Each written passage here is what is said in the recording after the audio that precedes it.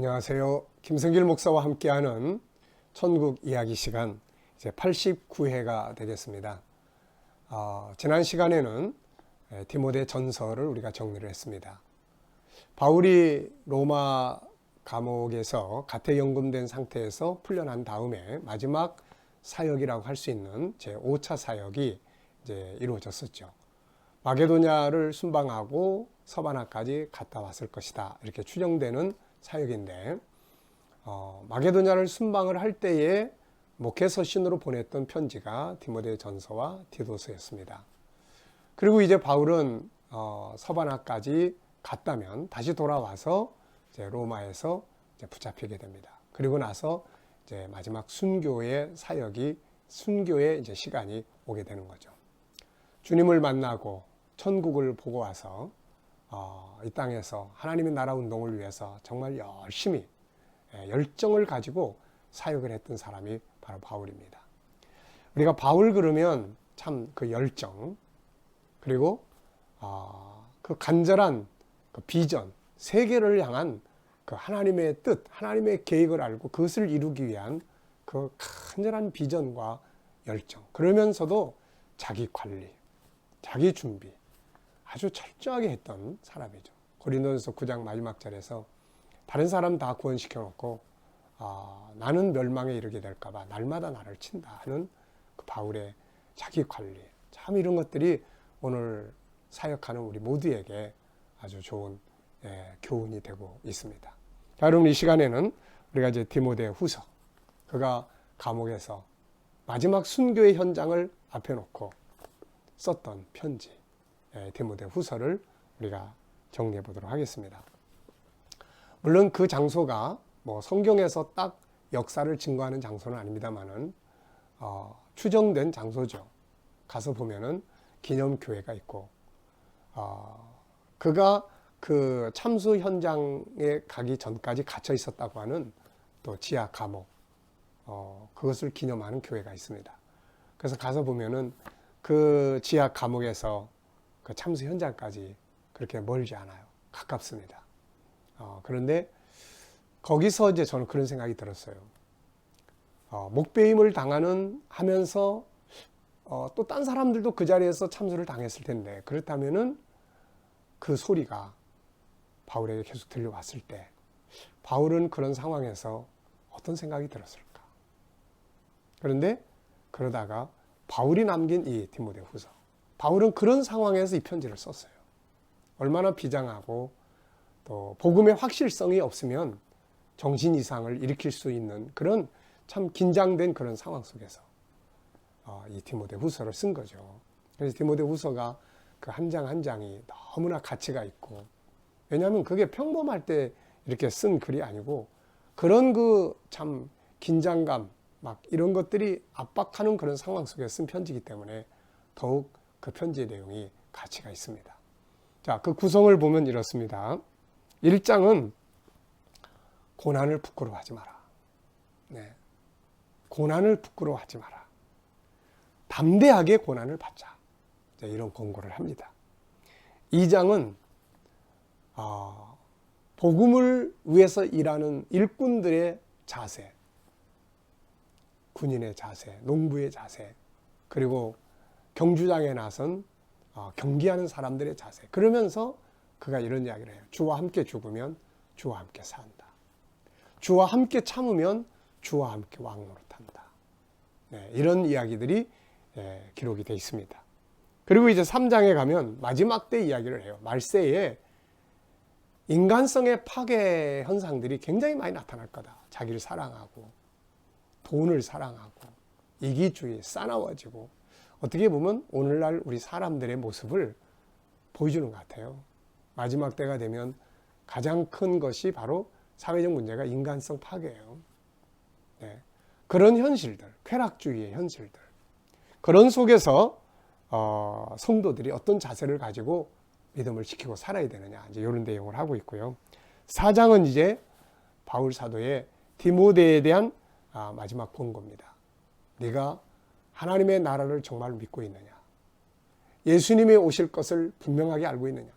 그분의 심판대 앞에 설 것을 분명히 믿고 있느냐? 그렇다면 때를 얻든지 못 얻든지 복음을 전하는 삶을 살아라. 전도인의 삶을 살아라. 이거밖에 남는 게 없다. 많은 사람들이 진리에서 이탈할 거다.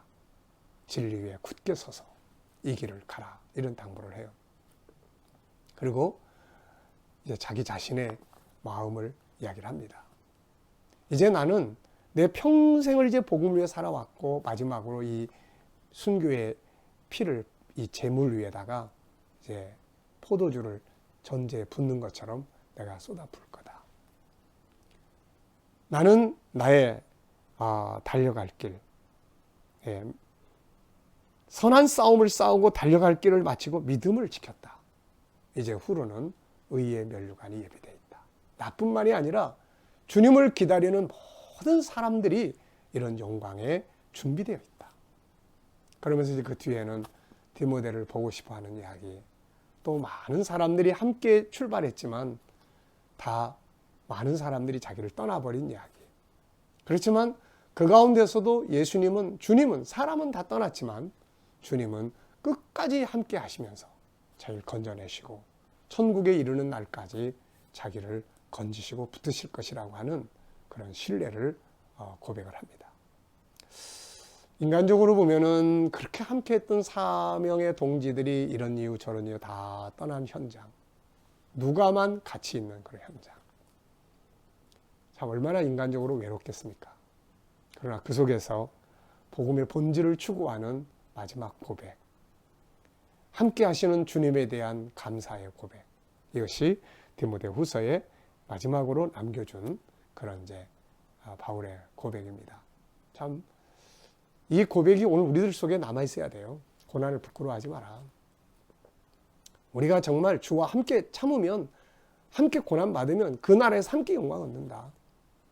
그리고 정말 주의 오심을 믿고 그 나라에 들어갈 걸 믿고 하나님의 보좌 앞에 설 걸 믿는다면 뭘 위해 살아야 될 거냐? 복음 전하는 삶이다. 이거밖에 남는 게 없다. 선한 싸움, 달려갈 길, 믿음을 지키고 이제는 의의 면류관.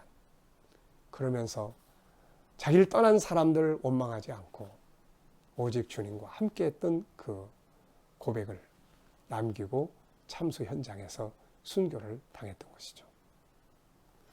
자, 여러분, 디모데 후서는 한 장 한 장, 내용 한 절 한 절이 다 하나님의 나라를 바탕으로 정리가 되어 있습니다. 마지막으로 할 말이 뭐가 있겠습니까? 그 중에서도 우리가 디모데 후서의 주제를 정한다면 의의 면류관, 우리를 위해서 예비하신 의의 면류관, 그리고 나의 달려갈 길을 마치고 예수님께서 십자가 위에서 다 이루었다고 하신 그 고백입니다.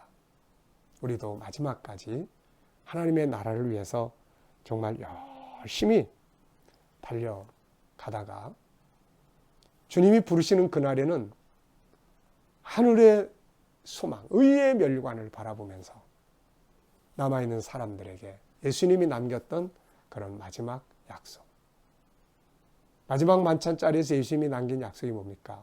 우리 아버지의 나라에서 새 것으로 마시자. 아버지의 나라에서 새 것으로 마시자. 이 약속을 우리도 남기고 하나님께로 갈 수 있는 이런 은혜의 삶을 살 수 있기 바랍니다. 디모데후서의 말씀 여기서 마치도록 하겠습니다. 감사합니다.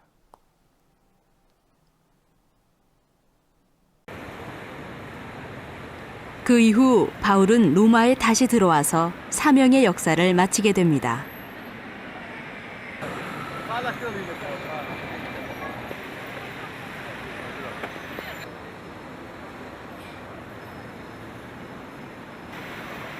이곳은 바울이 마지막 사역을 마친 후에 두 번째로 붙잡혀서 갇혀있던 감옥입니다. 그는 이곳에서 갇혀있다가 순교의 장소로 옮겨지게 됩니다.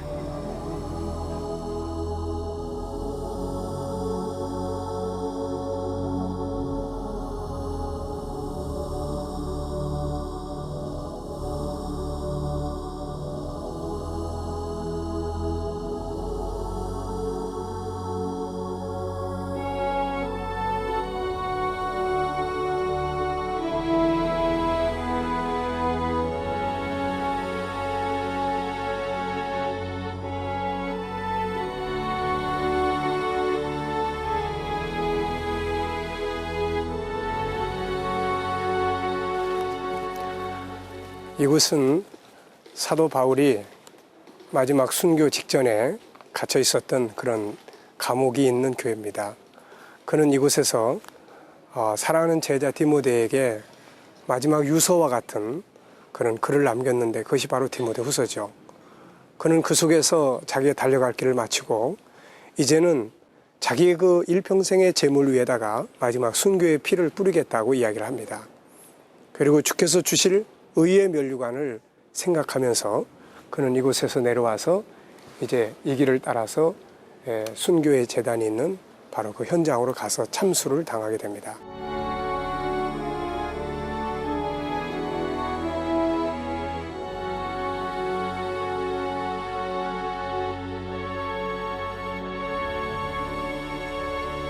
내가 선한 싸움을 싸우고 나의 달려갈 길을 마치고 믿음을 지켰으니 이제 후로는 나를 위하여 의의 면류관이 예비되었으므로 주 곧 의로운 재판장이 그날에 내게 주실 것이니 내게만 아니라 주의 나타나심을 사모하는 모든 자에게니라. 이제 그는 참수 현장에 왔습니다.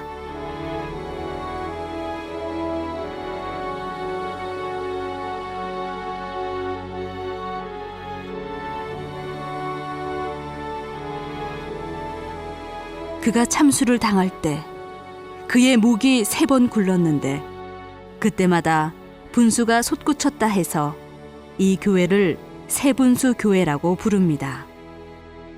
그가 이 같은 두려운 상황에서 남긴 말이 무엇인가? 그것은 하늘에서 받게 될 의의 면류관에 대한 소망입니다. 이것이 기독교의 본질입니다.